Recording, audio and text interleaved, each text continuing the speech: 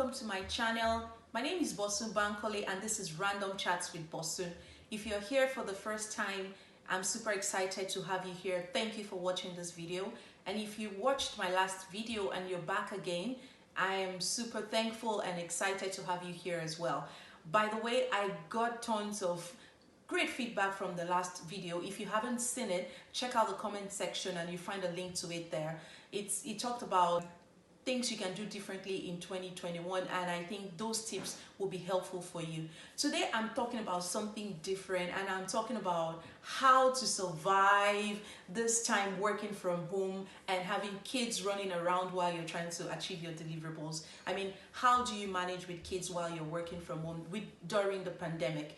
It's challenging for most of us. I mean, I'm not just going to say women here, but even men. I mean, men working from home have the same challenges. Having kids running around while you have those important meetings, how do you even cope? How do you even manage with those? At the beginning of the pandemic in March, I thought the world was going to crash because I didn't know how I was going to manage that. You know, I discovered a lot about myself in that season as well. First, I discovered I work better when I am not distracted. I work better. I don't know if it's the same for everyone. Some people could work through distractions, but I couldn't. So the first few weeks was troubling. I didn't know how to compartmentalize things or how to manage through that. And then there were instances of having the kids constantly interrupting meetings. I had funny incidents of me wanting to sign into a meeting and then one kid tripping on Lego, or me in a serious meeting and having a kid interrupt, asking me what to use, if it's peanut butter or butter. You know, such funny instances and funny experiences. And you know, they were not funny, especially when you have a very important thing going on at work. But you know, I have friends who have younger kids who had it more challenging. I had friends who had more kids, and you know, that's more challenging if you have more kids, right? But you know, this is not a pity party thing. I'm not here to tell you why it's a sorry situation or sorts. I'm here to discuss how do we navigate this season, how do we manage through it, how do we continue to achieve our deliverable while we have our children at home. The first thing that came to my mind when I was planning for this video was whoever invented the word work-life balance did not have COVID in mind. I'm sure they had no idea a year like this was going to come, or a time like this was going to come, where the work and the home are together and there's nothing like balance in it. So the point here is we're not looking for balance, we're looking for sustainability in the midst of it. We're looking for how to have peace in the midst of it, how to enjoy it, and how to manage through it. Which brings me to my very first point. How do you manage through the situation with kids and getting your work done? The first thing is take off your superwoman cape. It doesn't work. I mean, you can't be everywhere at the same time. Personal experiences for me, when my kids started, I wanted to make sure they were in class at the right time. I wanted to make sure they were listening. I wanted to make sure they were concentrating. In fact, at some point, I blocked some websites off my son's laptop, and I thought that was few days of happiness and peace and joy. But then he figured out how to unlock the thing himself, and life was back to normal. I told myself, you can't be everywhere, you can't do everything, you can't even kill yourself at this time. You just have to take things easy at some point. So no superwoman stunts, no trying to be everything to everyone. I mean, I've had to adjust meal plans, I've had to adjust a lot of things just to be sure that we're happy and well, and that's what's most important at this time. As long as we're fine, then we're good. So don't do too much and end up burning out. Just do the best that you can, and that will be good enough. Trust me, it is good enough at this time, because you need your sanity and you need your peace.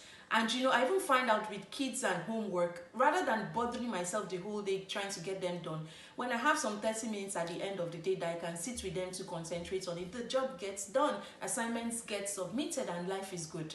Right? So take off your superwoman cape. Don't try to cook 4-10 meals at the same time, trying to over-impress or over-satisfy anybody. At this time, just get by and get things done. Right? Now that brings me to my second point, and that is you need some structure. you can't survive having everything scattered and having everything crashing on you at the same time. So first, one of the things I do is first I ensure they go to bed early. So before COVID, we used to have the opportunity whereby they go to bed at 8 p.m. That was good because they come back home tired, and by 7, after a meal and a shower, they are good to go to bed. Now they have more energy, but I try to make sure that energy is not to distract me or destroy my day. So I try to make sure they go to bed early, and that works for us because if they go to bed at 9, then we still have a few hours in the day before we go to bed, and that we can do whatever we want to spend some time with my husband, which is not bad at all. So that's good for us. The other thing I do is give them some level of responsibility and help them to be independent. Like, I don't worry about breakfast.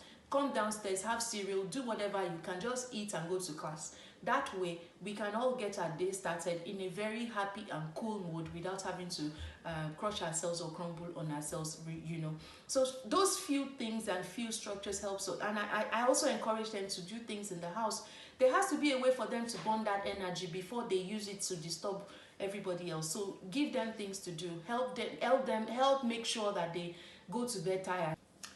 The third point I want to talk about is plugging off. I know it's a challenge for most of us. Like, we love our jobs. I don't know about everyone, but I do love my job. And if I have something exciting going on, I want to finish it. But then it's important that we learn to close our laptops, and not just leave it at closing our laptops, but also shut down our brains from work. Allow our minds to rest, allow our brains to rest, because that's one of the ways to increase our productivity. You want to ensure that you're coming back to work the next day fresh, refreshed, and ready, right? If you continue to work late into the nights, well, you may not get all the rest that you need, coupled with all other things that you have your hands filled with, case in point, the kids and the husbands, right? So if you continue to juggle all the things at the same time and not having a break, that could burn you out. So take some time off when you need to, and of course, shut down. It's important. When you shut down, make sure you're shutting down.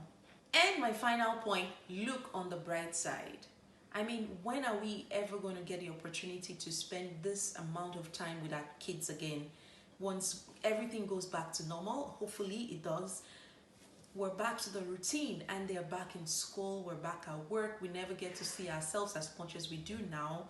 So take advantage of that time to make discoveries about your children, to answer some mundane questions that they have. Someone said something very wise to me sometime. He said, children don't stay young forever. They are growing up, and we're losing, for every day they're growing, we're losing opportunities to bond. So let's continue to maximize this time. Spend time with them. Don't complain too much all the time. Allow them to be who they are, so you can see what to correct and what to fix, right? Before I round up, I want to give a special shout out to all the teachers out there. We took your job for granted in the past. Now we appreciate you. We know how much work you're doing. Thank you for all your contribution to the lives of our kids, and we celebrate you for all you are and what you do. Right? Have a great week, everyone. I'll be back next week to talk about something else, and I do hope you have a beautiful week ahead. Bye.